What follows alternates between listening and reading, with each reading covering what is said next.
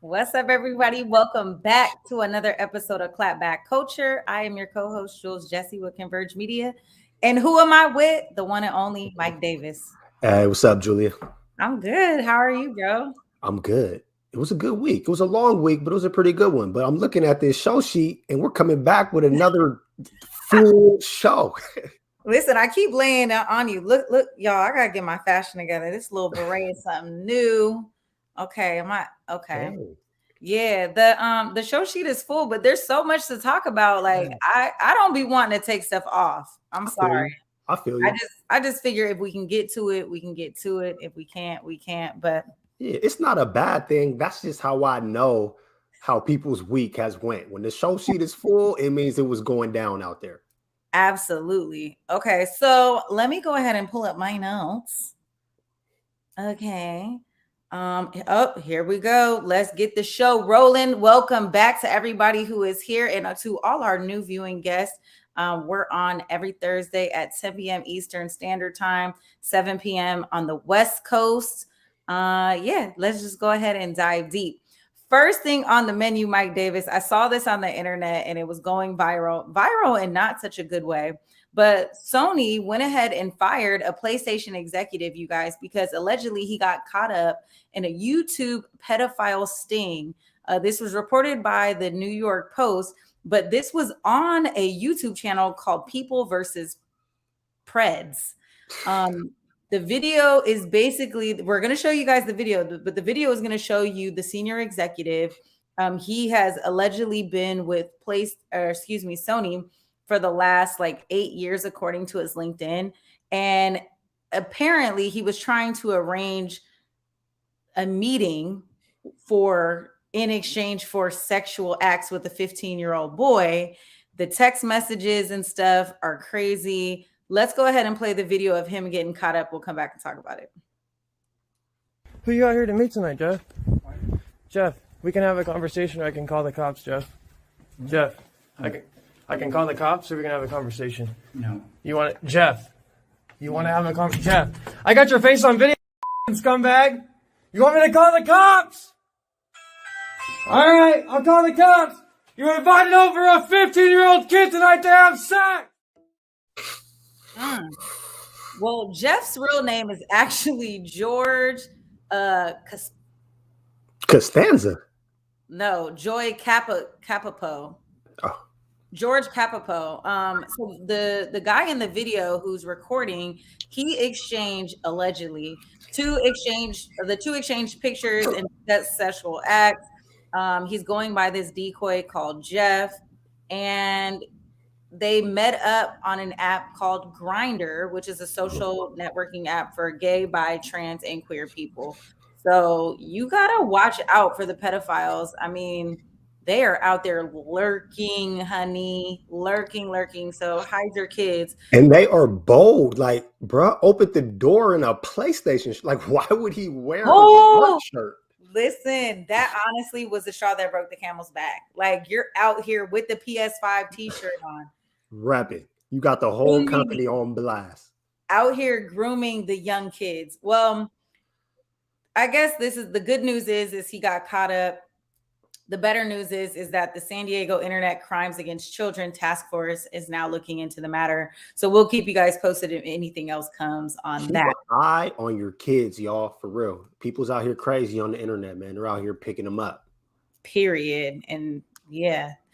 Some not so good disturbing video came across the internet that was going crazy on the West Coast in Arizona. A now terminated police officer fatally shot a man 9 times who so happened to be disabled and in a wheelchair. I advise you guys now that this is quite disturbing video. I wanted to bring the full video, the raw video, because it's not totally being aired on cable news. It is raw. It is violent. What you're going to see in the video is Tuscan police officer moving in on a man who we now know to be Richard Lee Richards with an S, Richard Richards, which is, come on, we got, anyway. The video that you're going to see is that Mr. Richards allegedly stole a toolbox from Walmart. The Walmart employee stepped to him outside in the parking lot. Mr. Richards allegedly brandished a knife and said, if you want your toolbox, you gonna get this work type of situation. He engaged the police officer who was monitoring the Walmart, and then this happened. So let's take a look.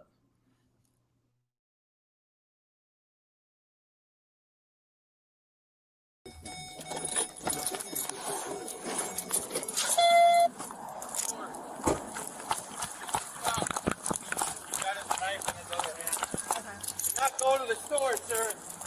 Stop now. You need to stop.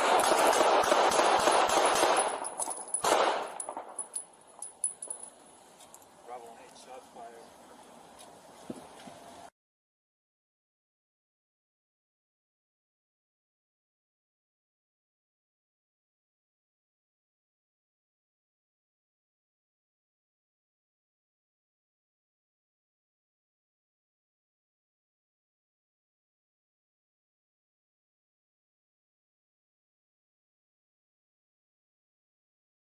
Bravo 15.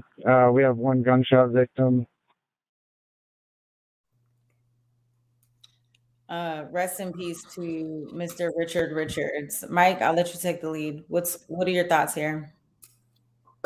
Wow. Sorry to y'all that had to see that. I seen it on the internet and I didn't even know what I was watching until it was too late. Yeah, it's just that's policing. That's policing in America. It's a tough one to watch for so many reasons. I feel like they let off 8 consecutive shots and then there was a long pause and then he shot him again. That makes no sense. And also, before trying to give this man any sort of aid, the first thing they did was run up and cuff him.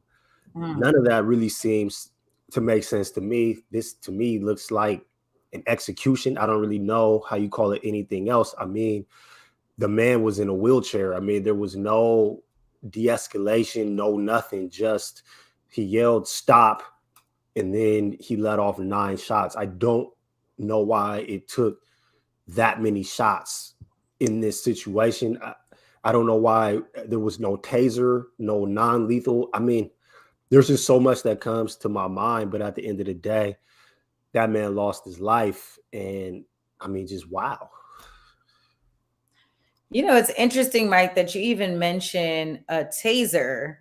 When I was watching the video, I'm thinking about, number one, people steal all the time. And then people steal from Walmart even more. I hate to, I literally just had my wallet stolen in the Walmart parking lot. So Walmart is getting hit up these days. If a 61-year-old disabled man in a wheelchair is stealing of all things a toolbox, and the employee steps out into the parking lot and approaches them and says, I need to see your receipt, the first thing I'm thinking about is like, you're taking your job way too serious. Relax. Yeah. So you're talking about maybe a $50 toolbox. And then you're going to engage the police to say that he stole the toolbox. Like, what is he going to do? What is he going to do? And so then he brandishes the knife. Okay, allegedly.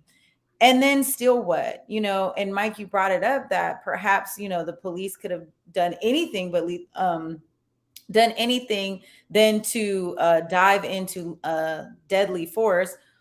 Why even taser him? Like, can't we talk about de-escalation? Can we have a conversation? Close the door. You know what I'm saying? Is he going to get up from his chair and start stabbing people? I think not.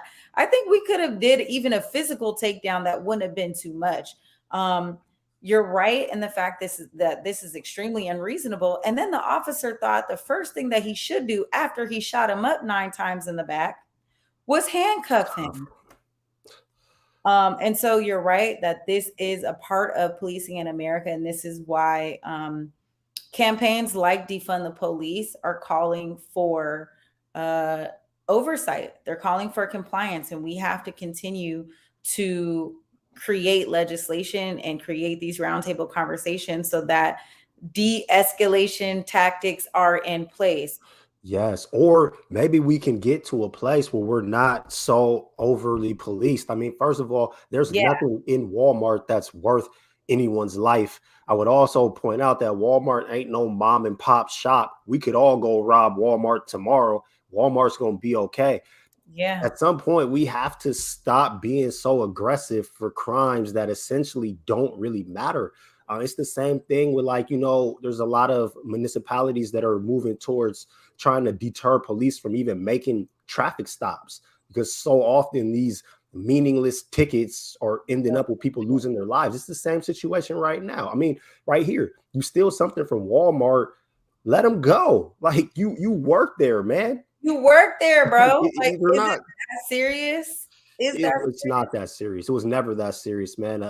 Shoplifting shouldn't escalate to someone losing their life, especially not from a corporation like Walmart. Like, what are you serving? Like, who are you really serving when you're confronting this man in the parking lot over a toolbox? Like, it just makes no sense.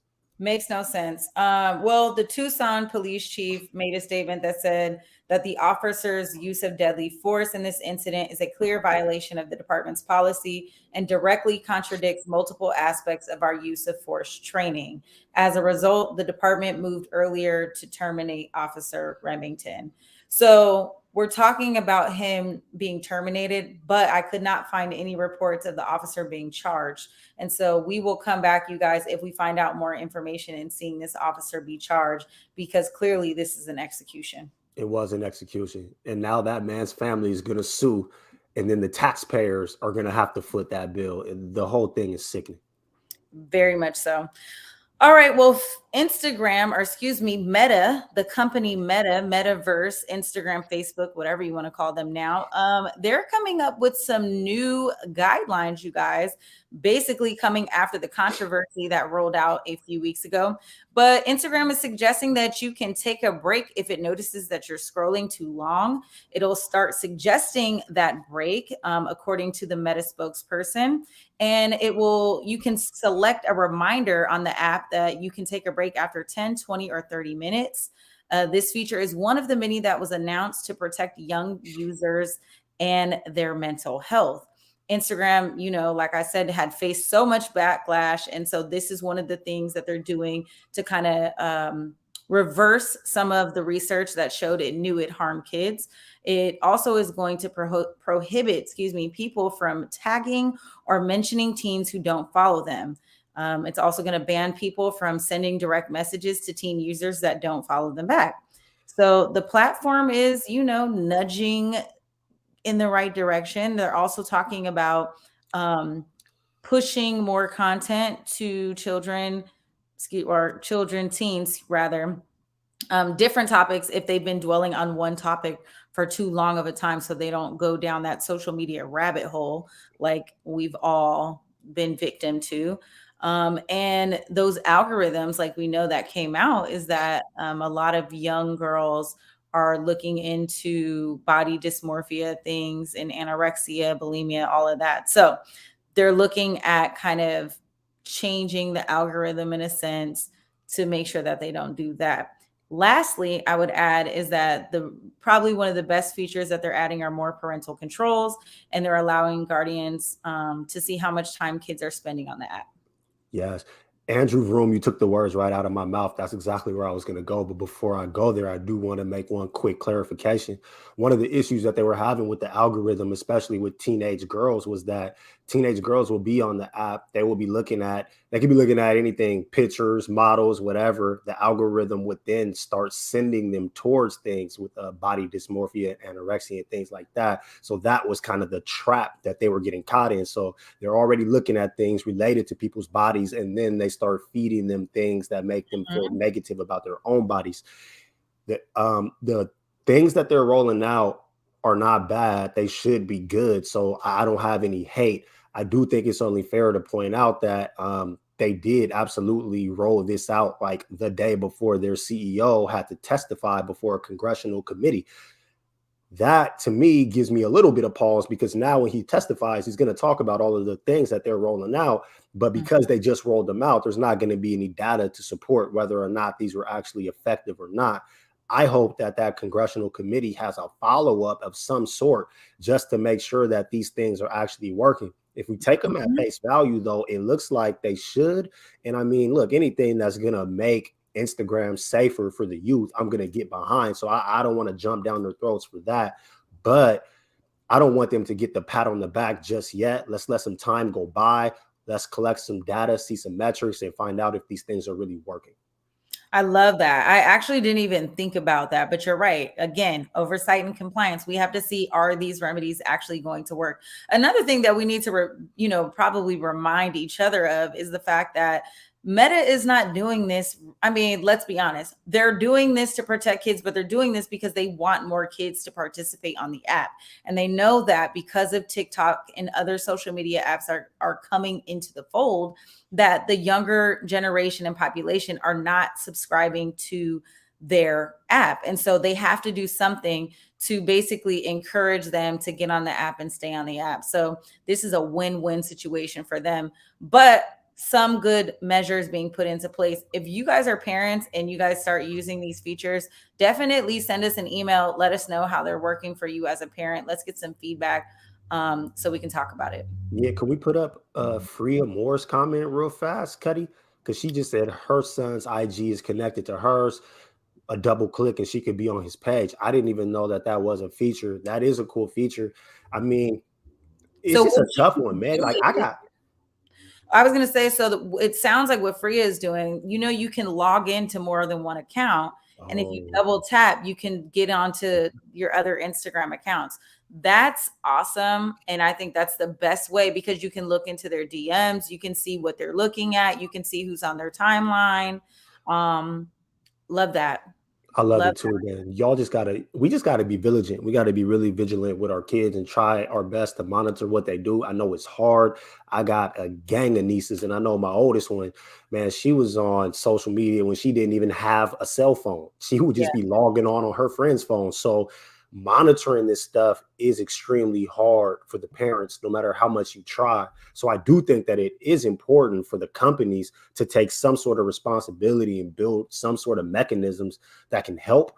But I mean, everybody has to be a part of this. And to Leon's comment earlier, I think that there are some mental health issues in our kids that we have to start addressing, especially as the internet grows and expands. So there's a lot of conversations that need to happen. It needs to happen in the home. It needs to happen at school. It needs to happen with the companies.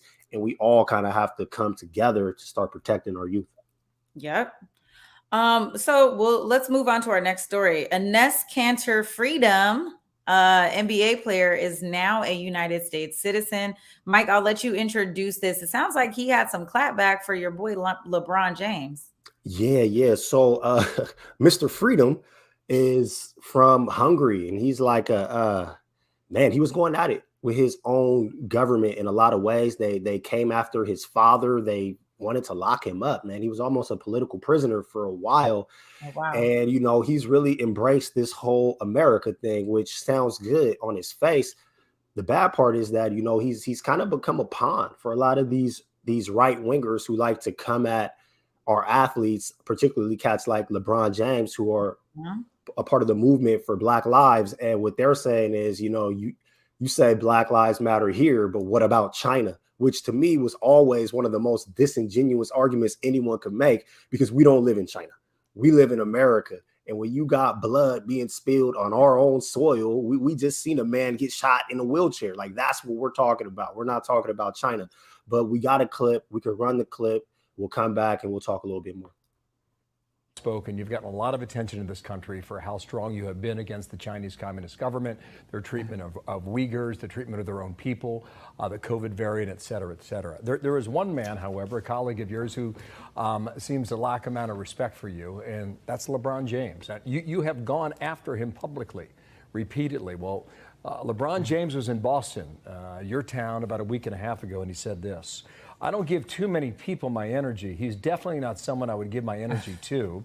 He's trying to use my name to create an opportunity for himself. If you've got an issue with somebody, you really come up to him. He had his opportunity tonight. I saw him in the hallway and he walked right by me." What would you say to that, and perhaps a missed opportunity maybe to talk to LeBron face to face, privately? I mean, if you ask my assistant coaches, he's lying. He was the one literally right past by me and did not say a word. But, I think obviously, when you... I love that Santana Domingo is saying that he's a bench warmer. He is. It's just been interesting, man. He's been attacking LeBron. He's been attacking Nike.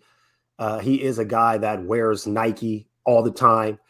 NBA has a deal with Nike, so the jerseys have to be Nike, but this guy wears Nike sneakers, which is his choice. So it's like all of the things that he's attacked LeBron James for thus far, they're all things that he also does. But really, I just wanted to highlight the idea that you can't tell people what issues they can and can't take a stand for. Like, if you are a Black man from America and you want to speak on the issues that are facing Black folks in America, you have every right to. That's all I was trying to get at there.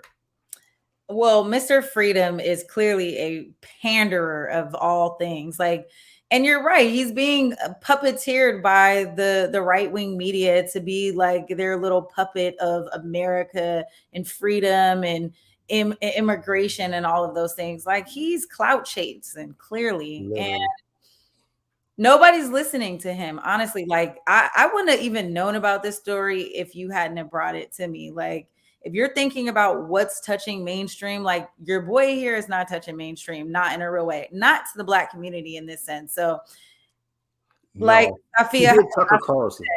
That's what actually caught my attention. He don't want the smoke from King James. I'm telling you, he don't want that smoke. And I'll be honest with you, LeBron is not going to give him any platform to have these conversations. So he's going to continue to get ignored, and he's going to continue to warm that bench, point blank and period. All right. Mike, I think we talked about Chris Cuomo last week. Are we still, do you want to talk about that? Well, he got fired. When we talked about him last week, he still got a job. And then someone accused him of sexual assault. So there has been a couple of developments since the last. Let's talk about those. Go ahead and shout out those new developments on our boy Chris Cuomo. Yes. Last week when we talked about Chris Cuomo, he had got suspended by CNN because they found out that he had been trying to help his brother behind the scenes when he was going through Governor Cuomo, when he was going through all of his sexual misconduct allegations, which eventually he lost his job. CNN had suspended Chris Cuomo, and as y'all know, he had the most popular show on CNN. So it raised a couple of eyebrows when they suspended him, and a lot of people expected him to kind of just end up coming right back. That's not how it went down. Over the weekend, there was an allegation of sexual misconduct made against the other Cuomo brother, Chris, Mr. CNN.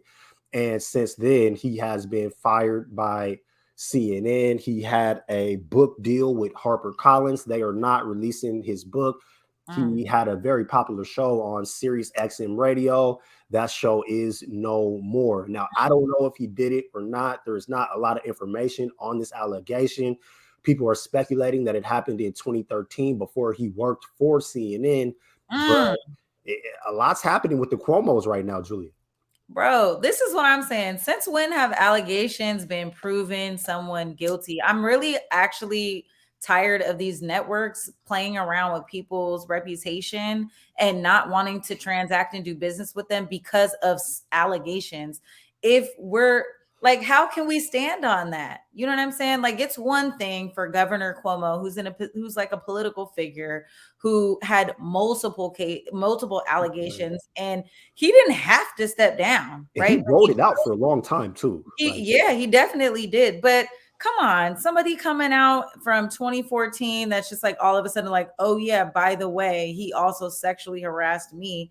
Like, come on now. Y'all could have came out during the Me Too movement when your boy was covering it and they was taking everybody down. So this is giving no thank you. But I understand that CNN is, basically holding firm to their reputation. It sounds like they had a lot of viewers both coming in to say like they supported Chris Cuomo and him supporting his brother throughout this and kind of like helping him be like an advisory person, to defeat these allegations. But then there were some viewers who were like, he shouldn't have done that. So I think CNN really just didn't have a choice on what they were going to do. I agree.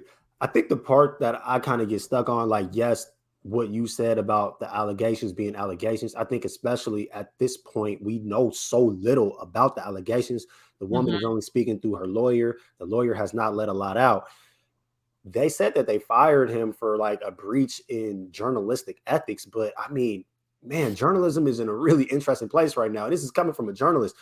Journalism is all over the place right now. It's up and down. Everything is so intermixed. It's like it's hard to know good ethical journalism in this day and time. And that to me just feels like a really awkward thing for him to lose his job over. Like, yo, man, Fox News wouldn't have fired him for that. Like, it's just really interesting that that's the stance that CNN took. Well, I also heard that CNN is trying to sniff and pull Don Lemon as well, as it relates to this whole Jessie Smollett situation. But we're going to get into that right after this break. Let's go ahead and take a break and come back.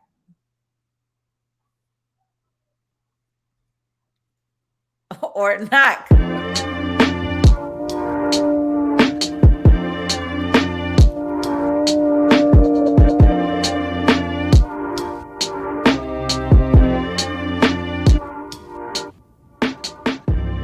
Converge Media produces culturally relevant content for Black and urban audiences. Our coverage is raw, transparent, and objective, praised by community leaders, government officials, and residents.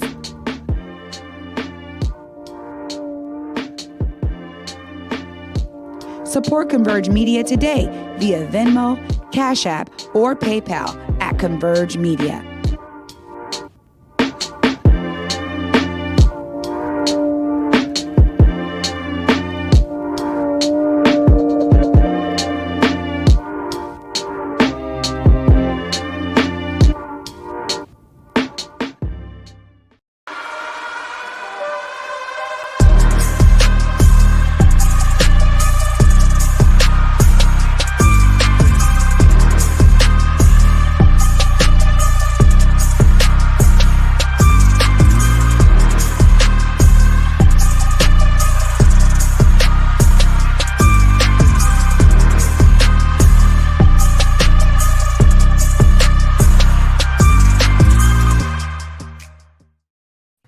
All right, y'all, welcome back. I had to leave you on a cliffhanger, but this just in, like, love to hoop. Shout out to my brother, always coming through with the 1 and 2, womb.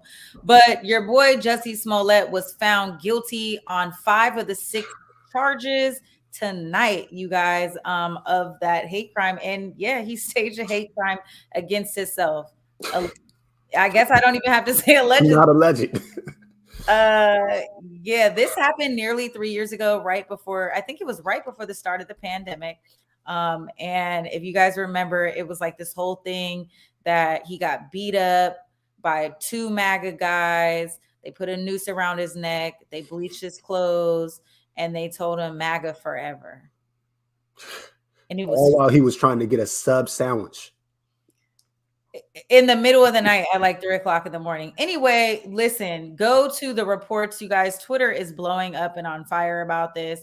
Jussie Smollett's testimony alone is like so blog and newsworthy right now. So we talked about Don Lemon. Okay, so allegedly, Don Lemon, and I'm going to still say allegedly because Jussie Smollett clearly is a liar, right? And so he alleged in his testimony on the stand that his boy Don Lemon sent him a text message that that he had a tip from Chicago PD that they did not believe his story.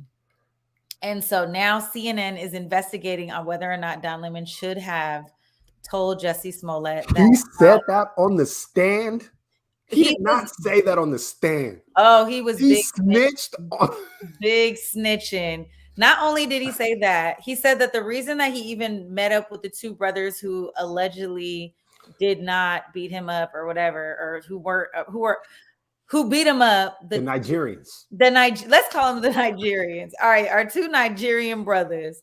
He was even introduced to them because on the stand he testified that Lee Daniels told him that he was fat and he needed to get in shape for a music video. So he gave this like whole sob story about Lee Daniels. I guess he's being body shamed or something. But listen, you're an entertainer and you have somebody like Lee Daniels in your corner who's like, listen, bro, get your shit together before you do this music video. I mean, I don't think Lee Daniels is wrong for that. And then commissions two personal trainers to get your life together. I mean, is he wrong for that? But Jussie Smollett, the embarrassment. He's not going to face any jail time, you guys, but I mean, he's clearly going to be blackballed from the industry. Oh, he's done. If you think about this, though, too, Mike, he was literally convicted of 5 of the 6 charges. That to me lets me know that the jury was really thinking about, okay, what did he do? What did he like? They actually went through and was like, yeah, but the last one, not so much. Embarrassing. Oh, there's a couple funny comments on here. I'm not going to highlight them, but I seen that too, though. We're not going to take it there, but just know you made us laugh. This story was hilarious, though, from jump. It never felt real. It sucks that Don Lemon has to get pulled into this farce because, I mean, it didn't take Don Lemon to tell him that they wasn't going to believe this. Like, it was just insane. Why would he snitch? Like, why would he get on the stand and say Don Lemon's name? Jussie Smollett, I'm just wondering, like, what? First of all, he's going to maintain his innocence through all of this, right? Like Jussie Smollett, this is going to be the performance of his lifetime. I honestly feel that he should just come out and say, you know what? Let me just clear the air. He also alleged, and you're right, Safia, he also alleged that he had a sexual relationship or a sexual encounter rather with one of the brothers, and that they made out, they did drugs, and they went to a gay bathhouse. I mean, that might be true. That might be the only thing that's true. Well, how's it relevant? I don't believe that either, because the Nigerian brothers said that's not true. We never had a sexual relationship with him at all. But what does that matter, though, Julie? Like, why did he feel it doesn't? And that's what I'm saying. Why even bring that up? This is the thing. Why would Jussie Smollett's defense attorneys put him on the stand? Safia, you're an attorney, sis, chime in. Why would they put him on the stand? My theory is they didn't have anything to back up his claims that they said, you know what, damn it, you just get on there and tell him what happened, because there's no receipts. And then there's a $3,500 check that you wrote out to these brothers, but you can't explain why you gave them $3,500 on the night of the attack. Come on. Wild. The story was so wild. And you're on camera the day before scoping out the scene of the crime. It's giving weird. Jesse, Yeah, yeah, Jesse, yeah. we're Done. we're He's done. revoking your He's black not card. going to go to jail, but he can never show his face in these streets. Like he's a laughing stock now. It's giving embarrassment. Somebody said that he sells insurance now, man. I hope he's doing that over Oh. Zoom because he can't, don't come back in these streets. Listen, in the Smollett family, they're also like a really like His well, sister is so talented. She's yeah, I one of think the best actresses out two here. of his sisters also act. I think one of his brothers is like a musician. Anyway, he comes from a super talented, well-to-do family. This is a disgrace. Jesse, get it together. Go get some mental health and some mental health therapy. You need it. Yeah, for sure. Because you carried this life for 3 years. You need to be on probation with He this. should have pled insanity. He should have just copped a plea. He should have just pled guilty and He moved on. rolled it out. Like who rides out a lie that far? He a big face liar. Mm-hmm. Anyway, moving on. Drake decided that he's going to withdraw his he withdrew his 2021 Grammy nomination. A lot of people thought this was shocking and speculated that this decision might have something to do with him being named in the lawsuit surrounding the tragedy at the Astroworld Festival in Houston last month, where 10 people died in the crowd during a rampage during Travis Scott's set. He came out as a guest. Anyway, Drake took to social media and he posted, and I quote, "I think we should stop allowing ourselves to be shocked every year by the disconnect between impactful music and these awards, and just accept that what once was the highest form of recognition may no longer matter to the artists that exist now and the ones that come after." He wrote on his Instagram a little bit more and said, "It's like a relative you keep expecting to fix up, but they just won't change their ways." The other day, I told The Weeknd, I said The Weeknd was a lock for either album or song of the year, along with countless other reasonable assumptions, and it just never goes that way. This is a great time for somebody to start something new that we can build up over time and pass on to the generations to come. He said that's the major finger to the Grammys.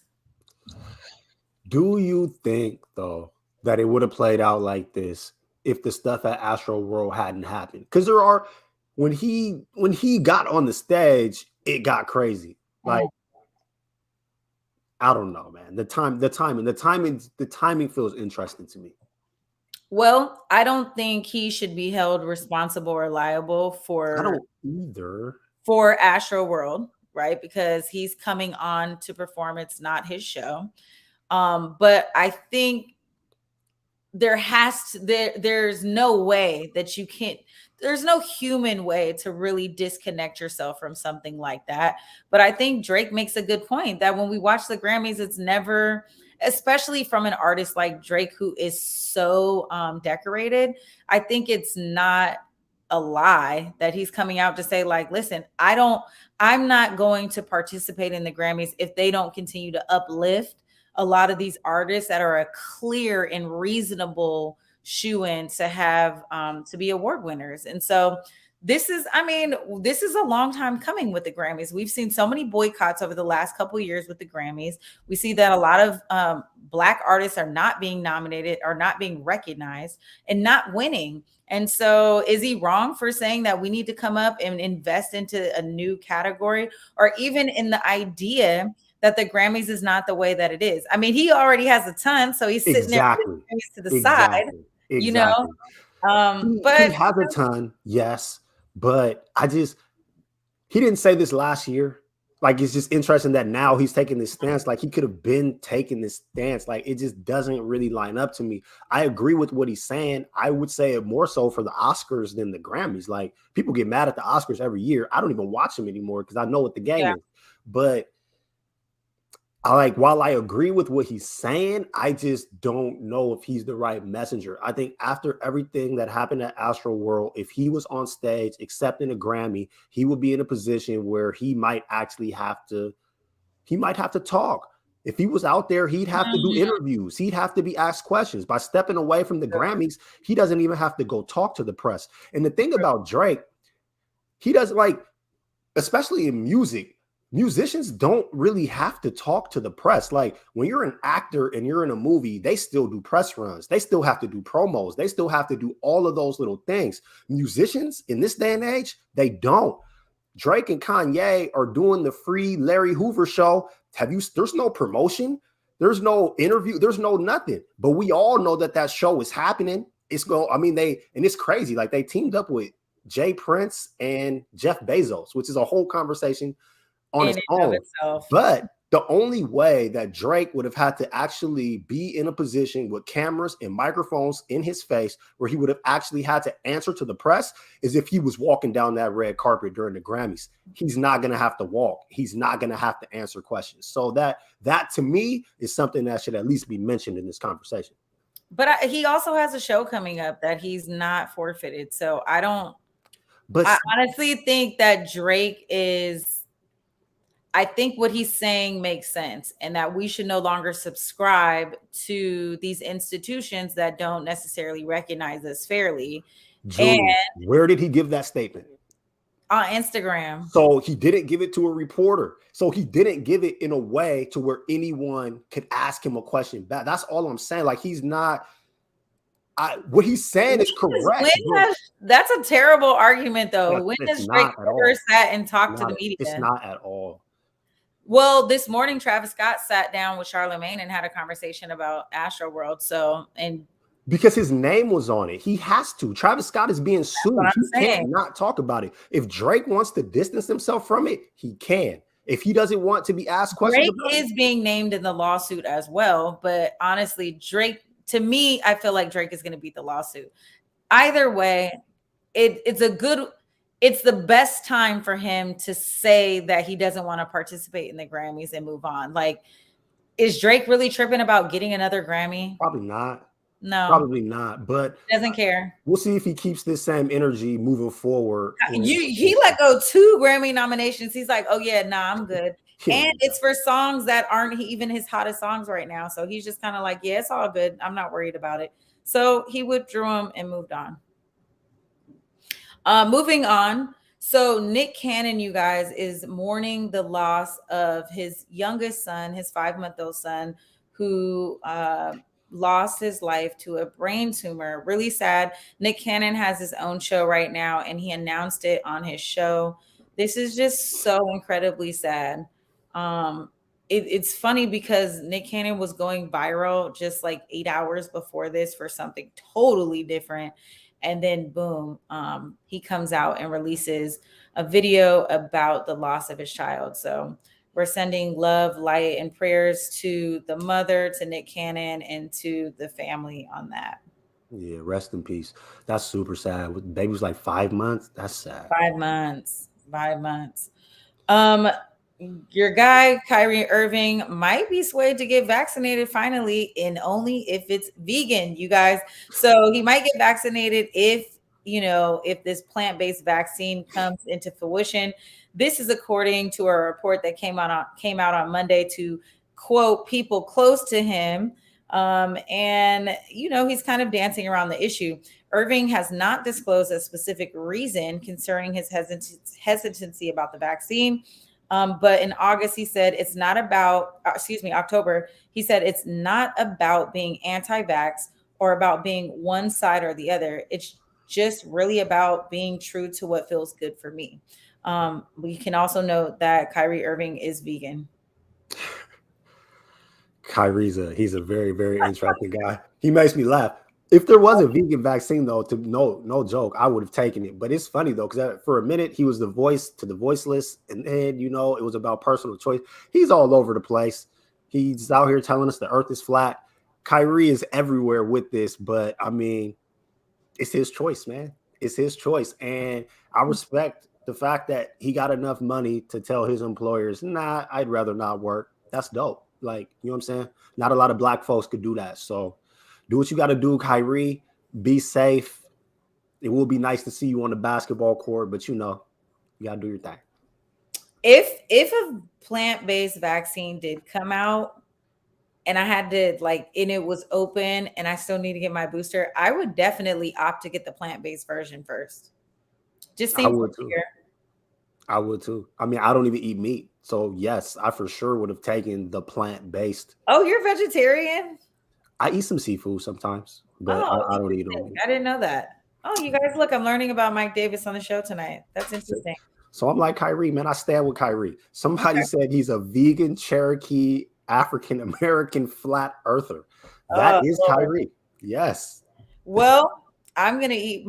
Listen, I still eat pork every now and again, so I can't. I'm not with y'all yet. I'm gonna try. I gotta grow up one day, but I do like a little swine now, honey, now and again. You know, a little bacon, a little something.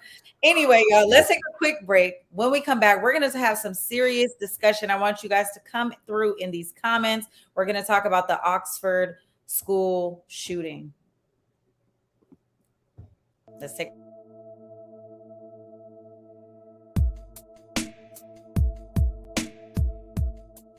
Converge Media produces culturally relevant content for Black and urban audiences. Our coverage is raw, transparent, and objective, praised by community leaders, government officials, and residents. Support Converge Media today via Venmo, Cash App, or PayPal at Converge Media.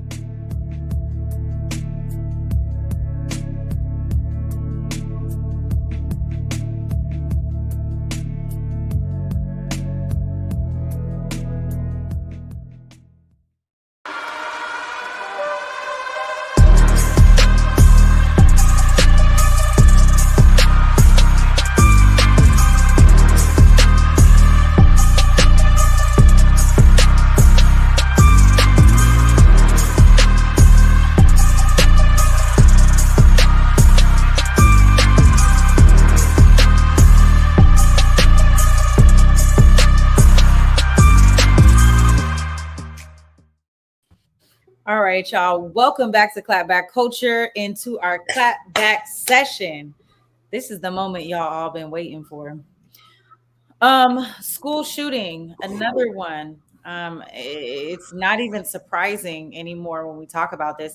But what's new and interesting in this case is that the state prosecutors have charged the parents in this case. We have a video. We're going to play that. We'll come back and talk about it. Let's get it. A candlelight vigil was held in Michigan to remember the lives lost in that school massacre that left 4 students dead and several others injured. And as seen in CNN exclusive video, the parents of the accused Michigan school shooter, Ethan Crumbley, were taken into custody early yesterday morning. James and Jennifer Crumbley are accused of not doing enough to stop their son. James and Jennifer Crumbley are now being held separately in the same jail as their son Ethan. Their capture came after they failed to turn themselves into authorities in Oakland County when warrants were issued for their arrest. They were caught in nearby Detroit. If there's no culpability, why would you go be in a warehouse in Detroit? Police believe the couple had help getting into that warehouse and say anyone who assisted them may also face charges. Lawyers for the Crumbleys say their clients weren't running. They were going to turn themselves in on Saturday. That's fine. We don't wait for that. In a court appearance, they were charged with 4 counts of involuntary manslaughter in the deaths of 4 students from Oxford High School, both pleading not guilty. Prosecutors say their son Ethan carried out the rampage using a gun purchased by his father days earlier as a Christmas present. Prosecutors say the Crumbleys were aware of disturbing and violent drawings found on their son's desk the morning of the shooting. Your Honor, this is a very serious, horrible, terrible murder and shooting, and it has affected the entire community. And these 2 individuals could have stopped it. The judge set their bond at $500,000 each. Both could face up to 15 years in prison if convicted. Their son Ethan has been charged as an adult with more than 24 counts, including 4 counts of first-degree murder.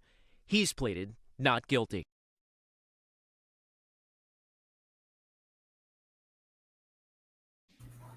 All right, y'all. That is one hell of a story. I mean, let's talk about it, Mike. This is the first time that we've actually seen parents being charged in a school shooting. And I applaud the prosecutor for stepping up and actually saying that they are criminally negligent. I mean, what are you buying your 15-year-old kid a gun for?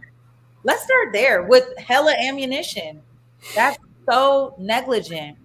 And then you're dancing around this issue when it comes up not once, not twice, that he's drawing these disturbing pictures in class. The school officials bring it to your attention. He's looking up ammunition in a Google search, and you're texting your kid, next time don't get caught. What? Come on now. This is wild as hell. Yeah, there gotta be, man, there should be more people than the parents that are on the hook for this in this particular case. I think, yes, you're absolutely right. They shouldn't have bought the kid the gun.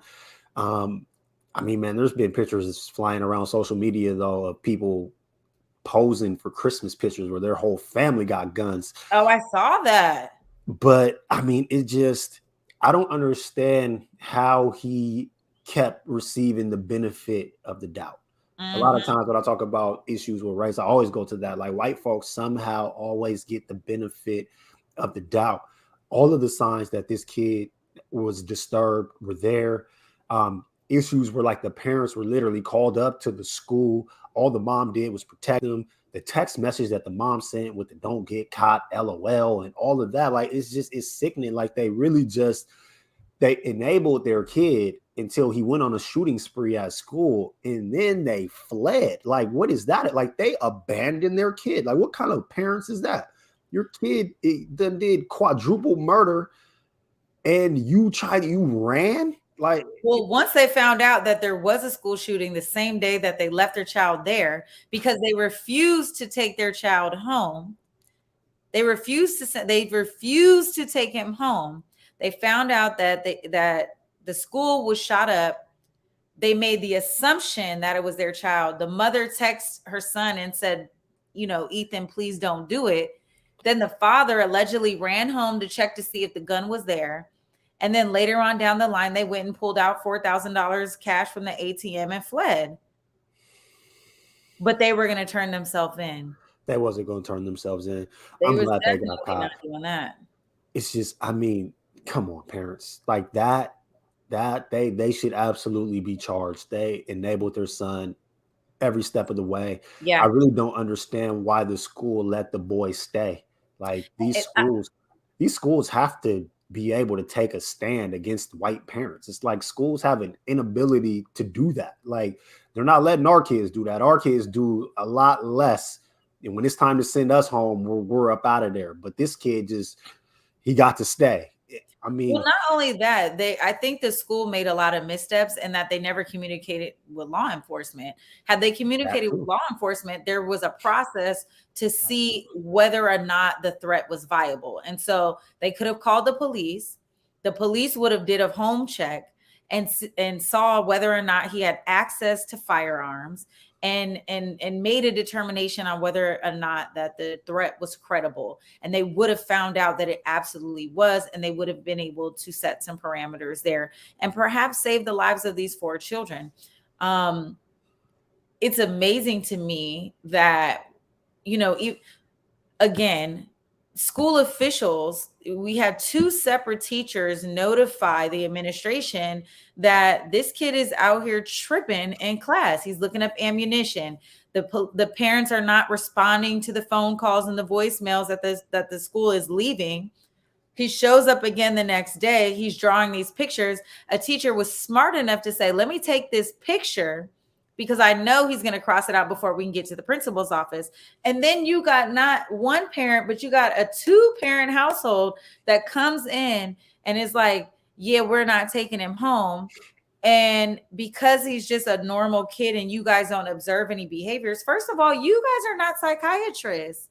How are you observing? What type of behaviors do you need to observe when you have this picture? On top of the fact that he was looking up ammunition, he should have been suspended. If it were a black kid, Imagine a black kid allegedly having weed in his backpack. They would have went through his locker. They would have went through his backpack. They would have went through his pockets. And for real, Mike, if you think about it, if this kind of threat happened and your mama came up to the school, she would have been patting your ass down too.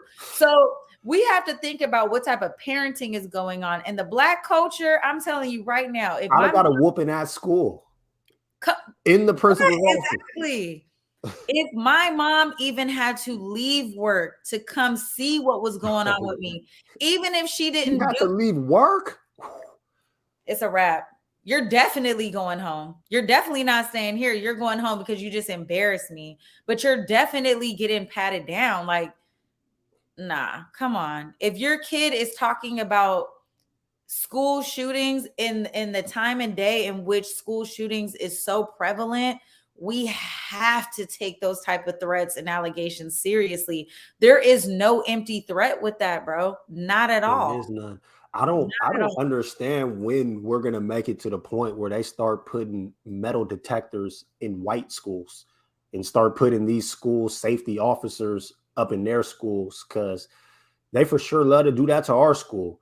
They sure love to go to a black neighborhood and put metal detectors and have these kids come in with the pat down.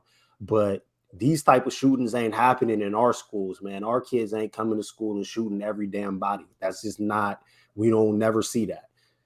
Well, we are seeing that some school resource officers either run when the it gets tough, or they're shooting kids when they're fighting. So I'm not really sure if the school resource officer is like something we should even add into this argument. But definitely when we're talking about a parent, you're with your child every single day. You understand. And here's the thing, if you don't know what's going on with your child, you need to be a better parent. And I know that's a tall order, because when kids get to be 15, guess what? They not messing with you like that for real.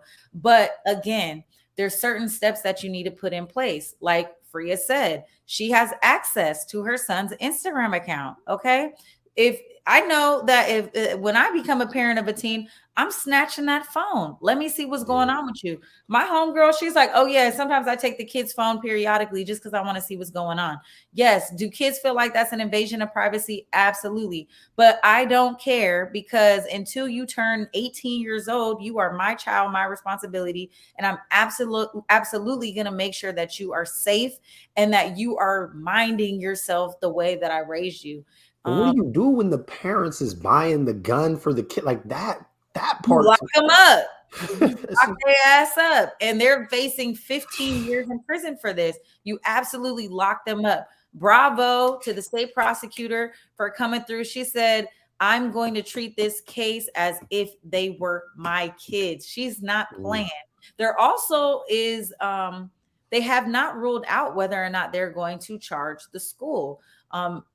I'm not there. I don't think they can charge them with anything criminally, but there absolutely could be a civil lawsuit. I believe that one, if not two of the parents have already filed charges against the State Board of Education there, and maybe against their policies and procedures, because some of those parents are lawyers. So we'll see what happens with that. But this is the first time that I know of. I think I saw it in the comments that another school shooter's parents were charged. If you guys, I'm going to scroll back up and see. Yeah, let us know, because I wasn't aware either. And I hope, even if there's nothing concrete to hold the school on, I think the Chip school needs to know that this is serious. If that was your comment, can you just drop that back in here? If you guys know of another school shooting in the case where a parent, was charged with this, let us know. But this is absolutely horrific. We are out of time. Can I go back to an old comment real fast? Just real fast.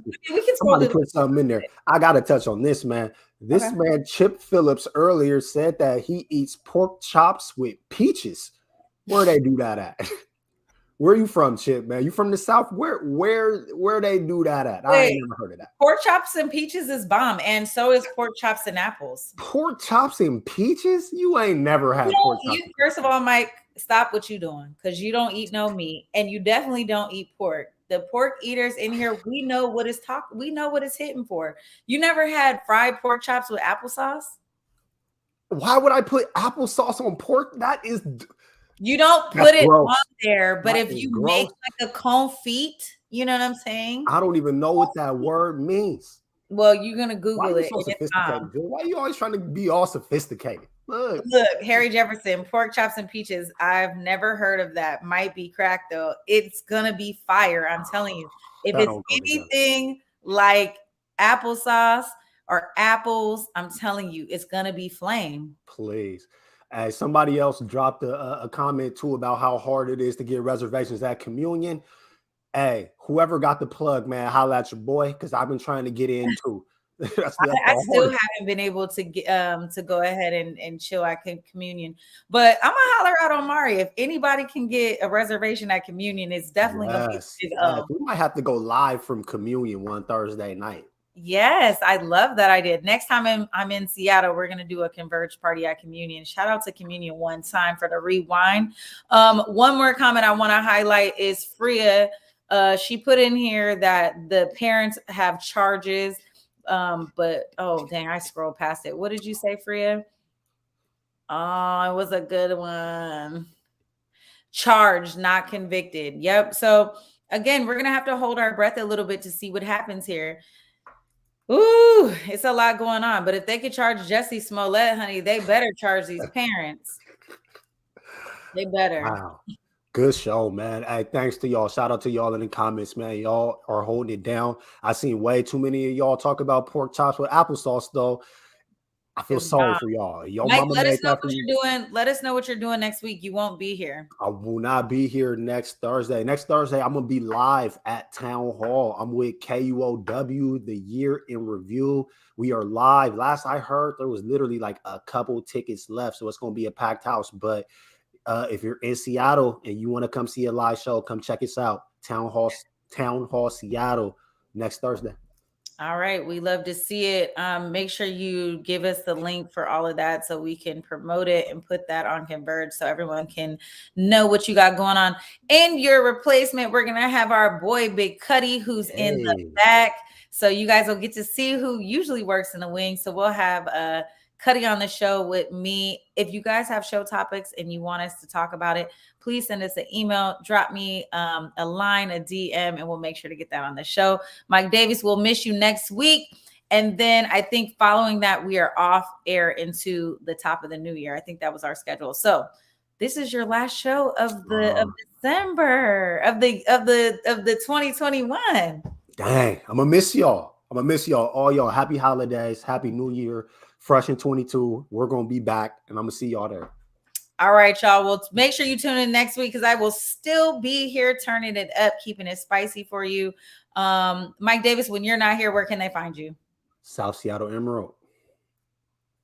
All right, South Seattle Emerald. One day, maybe in 2022, you'll get an Instagram. If it's through the South Seattle Emerald.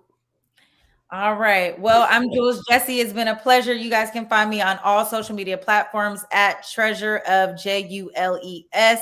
Go ahead and follow me so I can stay in touch with you. Again, it's our show. It's Clapback Culture. Peace.